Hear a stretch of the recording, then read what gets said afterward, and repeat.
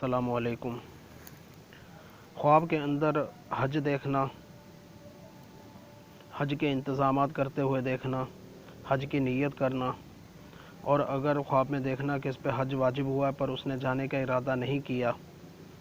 اور اس طرح کی بہت ساری معلومات جاننے سے پہلے آپ ہماری ویڈیو کے نیچے دیے گئے ریڈ بٹن کو دبا کر ہمارے چینل کو سبسکرائب کریں اور ساتھ میں دیے گئے بیل آئیکن کو پریس کریں تاکہ آپ کو ہماری آنے والی ہر نئی ویڈیو فوراً مل سکے،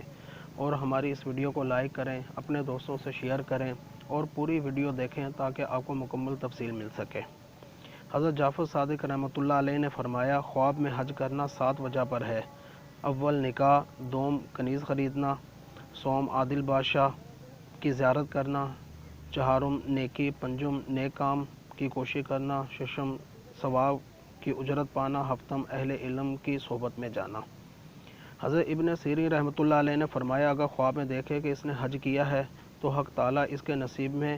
حج لکھے گا اور وہ ضرور حج کرے گا انشاءاللہ۔ اگر بیمار یہ خواب دیکھے تو شفا پائے گا، اگر قرض دار دیکھے تو قرض سے فارغ ہوگا، اگر مسافر دیکھے تو وطن کو سلامتی سے واپس آئے گا،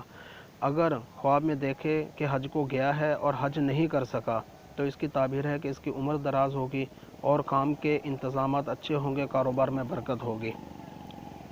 حضرت ابراہیم کرمانی رحمۃ اللہ علیہ نے فرمایا، اگر خواب میں دیکھے کہ حج کو گیا ہے اور حرمین شریفین میں لبیک کہتا ہے تو دلیل ہے کہ اس کو خوف اور ڈر ہوگا، اگر دیکھے کہ حج اس پر واجب ہوا ہے اور جانے کا ارادہ نہیں کیا تو دلیل ہے کہ خیانت کرے گا، اگر دیکھے کہ عرفے کا دن ہے تو